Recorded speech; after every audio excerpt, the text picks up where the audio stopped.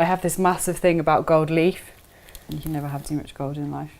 I sort of handcraft items, and I have kind of pop-up shops, and I have an online store. I sort of started to kind of do this almost as a hobby, actually wanting to kind of make a future for myself that didn't involve working full-time. You know, I could retire, I guess, into something that I love doing rather than feeling like my identity had been stripped away when I suddenly couldn't work any longer. This would be a piece of art that I kind of do this sort of effect on sort of phone cases and things like that. I've actually cunningly or accidentally kind of almost created a style which is quite splodgy and quite haphazard. And I think I probably try to have so much control over everything else in my life that actually this is lovely. You know, if suddenly I kind of go, grab this stuff, I say grab, claw it, and spray some of this on, it suddenly all moves, and then I just sit back and watch it because it's doing what it wants to do, and I quite like that random sort of effect. I'm definitely sort of all about colours. When you have like a long-term condition or something, you want to kind of hide in a corner and not be noticed. But now I have an orange skirt on, so clearly I've come out of that now. I tried to, for a while, keep Emma, who had Parkinson's, very separate from Emma, who was a creative director, apart from Emma, who was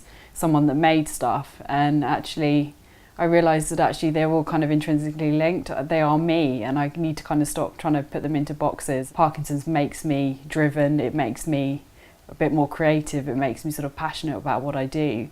So actually it's something important to kind of tell people about. I actually got to kind of talk to my customers for the first time face to face, and people love a story, you know, they love a sort of to know why you've done something the way you've done it, learn about you as a person. It gives that product some provenance and sort of has a story behind it. Art can be for you or it can be for other people. It doesn't matter if it looks rubbish. Making something with your hands, especially as someone who has difficulty in that area, you just feel that sense of achievement when you actually finally make something that is, you know, a passable object.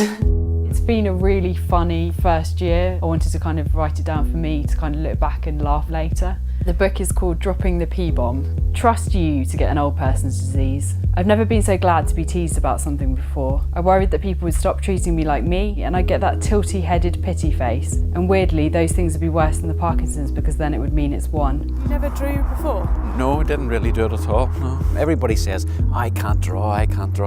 Everyone can draw. When you're in a dark place, this sort of gives you a wee bit of hope.